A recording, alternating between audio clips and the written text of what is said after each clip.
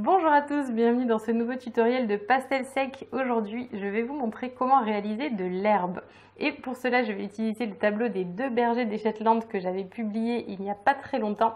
J'avais publié le speed drawing, donc la version accélérée vraiment très rapidement. Et cette fois-ci, j'ai donc sélectionné le passage où je faisais la petite portion d'herbe à la droite des chiens. Et je vais donc la commenter pour vous expliquer un petit peu ma façon de procéder. Alors il n'y a pas une seule façon de faire de l'herbe au pastel, hein. Là c'est une des manières possibles. C'est une manière qui est un petit peu fastidieuse, mais ça permet d'avoir un résultat relativement détaillé. Donc j'espère que ça vous sera utile pour vos paysages au pastel sec. Si jamais vous voulez voir le speed drawing en question, vous pouvez le visionner en cliquant sur le lien qui s'affiche. Et si vous l'avez déjà vu, eh bien c'est parti pour le tutoriel de l'herbe. Pour créer l'herbe au pastel, la première des choses à faire, c'est de réaliser sa sous-couche. Et pour cela, rien ne vaut un bon vieux bâtonnet qui permet de couvrir une large zone en assez peu de temps comparé au crayon. Vous imaginez si j'avais dû remplir tout ça avec mon petit crayon vert, je pense que je serais encore en train de crayonner actuellement. Alors comme je n'avais pas exactement la bonne teinte, c'était une lumière assez... presque crépusculaire, le vert était assez bleuté, et bien j'avais pas de bâtonnet qui corresponde parfaitement à ce que je voulais, donc j'en ai mélangé plusieurs. Pour cela, en fait, je les ai tout simplement superposés et ensuite avec la main, je les ai fondus entre elles et j'ai obtenu un nouveau vert. Ensuite, alors là c'est un grand format quand même. C'est vrai que si vous travaillez sur petit format, vous n'êtes pas obligé de faire comme moi les premières zones d'herbe au bâtonnet. Là j'ai utilisé un Rembrandt dont j'utilise en fait l'arête, hein, la partie la plus pointue pour créer les brins d'herbe très foncés. Moi j'aime travailler comme ça du foncé au clair. Donc dans un premier temps j'ai repéré mes zones foncées au bâtonnet. Donc là vous pouvez très bien utiliser un crayon si vous êtes plus à l'aise. Et ensuite j'ai pris une autre couleur et j'ai créé mes brins un petit peu plus clairs, une couleur intermédiaire. On voit que c'est un vert assez bleuté que j'ai choisi parce que encore une fois, c'est une lumière assez spéciale que j'avais très envie de reproduire, donc c'est pour cela que j'ai choisi cette couleur-là. Alors, je n'ai pas les numéros exacts, ce sont des pastels qui font partie du coffret de 30 demi-pastels de chez Rembrandt, donc ils n'ont pas de papier, donc je ne sais pas exactement quel numéro correspond à quel bâtonnet. Là, j'ai utilisé une troisième couleur, un vert un petit peu plus jaunâtre, et on voit que je crée comme ça des zones de différentes teintes parce que l'herbe elle n'est pas uniforme. Il y a des endroits où il y a des creux, des bosses, et donc ça change un petit peu la façon dont la lumière impacte chaque zone. Et ensuite, avec mes doigts, j'ai flouté tout ça. Donc là, c'est de l'estompe. On fait attention quand on estompe à bien suivre le mouvement de l'herbe. Les brins sont verticaux, on ne va pas estomper de façon horizontale par exemple. Sinon, on va complètement effacer ce qu'on a créé, on veut juste flouter. Donc on suit le mouvement des brins d'herbe avec son doigt. Et ensuite, j'ai pris mes crayons. Donc là, j'ai pris un crayon vert, je ne sais plus quel numéro non plus, mais un vert assez clair, pour qu'il se détache en fait de la zone que j'ai déjà travaillée au bâtonnet. Si vous choisissez un vert qui est trop ton sur ton, ben, ça servira pas à grand chose en fait. Vous allez faire beaucoup de travail pour un résultat assez moindre. Il faut que le vert contraste avec la sous-couche. Là on voit que, alors j'ai rechangé, ça va assez vite, mais à un moment donné j'avais un jaune verdâtre très clair. C'est le numéro 103 celui-là, de chez Faber-Castell Pitt, qui s'appelle, non c'est pas le 103, c'est le 102, qui s'appelle jaune paille. Et en fait c'est un jaune, mais c'est un jaune que je trouve verdâtre. Et je trouve que celui-là il se prête particulièrement bien pour dessiner les petits brins d'herbe individuels. Et on voit que je mets même du bleu dans cette zone que je trouve la plus bleutée. Et par-dessus le vert, en fait, ça rend bien, ça fait des reflets brillants. C'est assez sympa. On se dit pas, tiens, pourquoi l'herbe est bleue? Ça se mélange, je trouve, assez harmonieusement.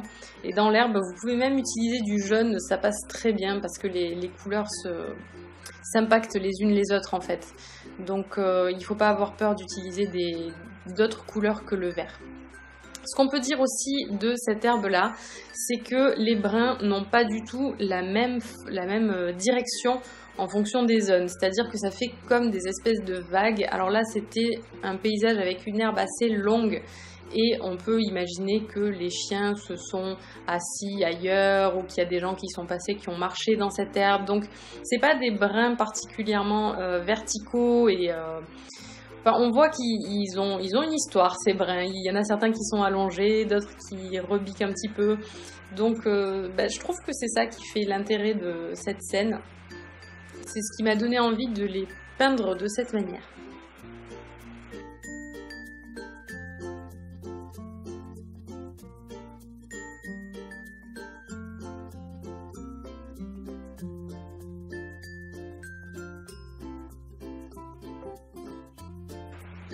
Alors évidemment, c'est un travail qui est assez chronophage. Si vous avez suivi la vidéo que j'ai traduite de mon ami Ryan sur les poils et les plumes, vous avez vu qu'il a une technique imparable pour faire plein de brins en même temps, enfin plein de coups de pinceau en même temps.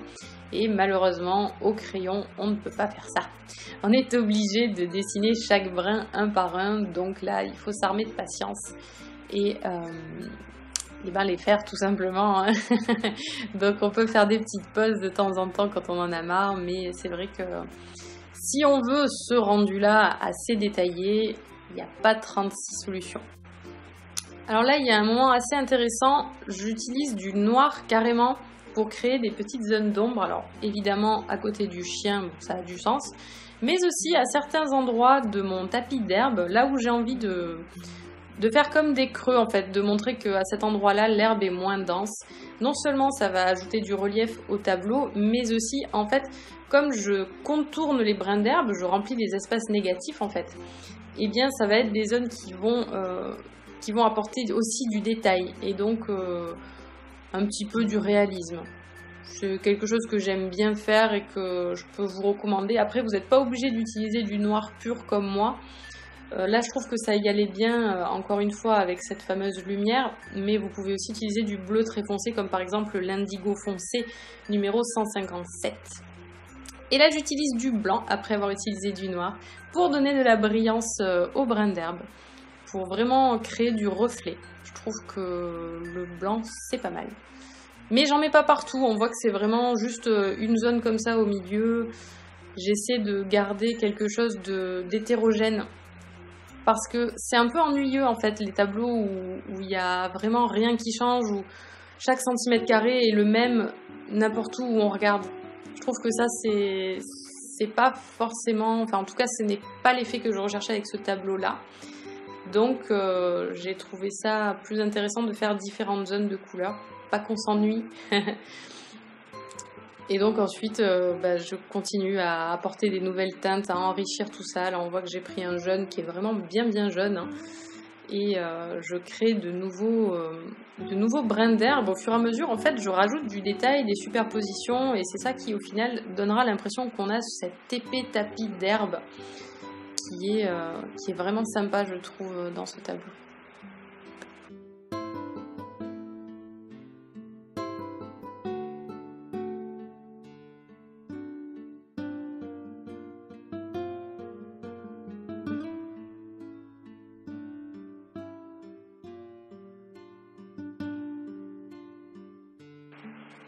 Alors mon tapis d'herbe commence à être vraiment épais à ce stade et ma couche de pastel aussi commence à être vraiment épaisse. Et là on voit avec le geste que j'emploie que j'appuie vraiment sur mon crayon, j'appuie vraiment sur la mine pour en même temps racler en fait la sous-couche et faire en sorte que mon vert clair se voit bien. Et le fait de racler, ça ajoute aussi de la texture et ça ajoute encore plus de réalisme à ces fameux brins d'herbe.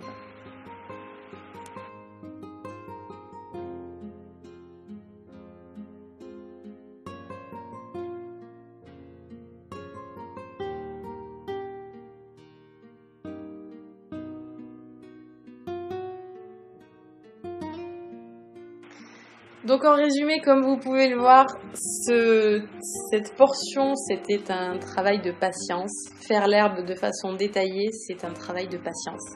Mais Je trouve que c'est un très bon exercice et je trouve que c'est super intéressant. Si vous faites des paysages, je pense que ce tutoriel pourra vous être utile, en tout cas je l'espère de tout cœur. N'hésitez pas à me donner votre avis dans les commentaires, dites-moi ce que vous en avez pensé. N'hésitez pas à cliquer sur j'aime si ça vous a plu, si vous aimeriez voir plus de tutoriels de pastel autres que l'animalier. Et moi je vous dis à la semaine prochaine pour une nouvelle vidéo. Salut!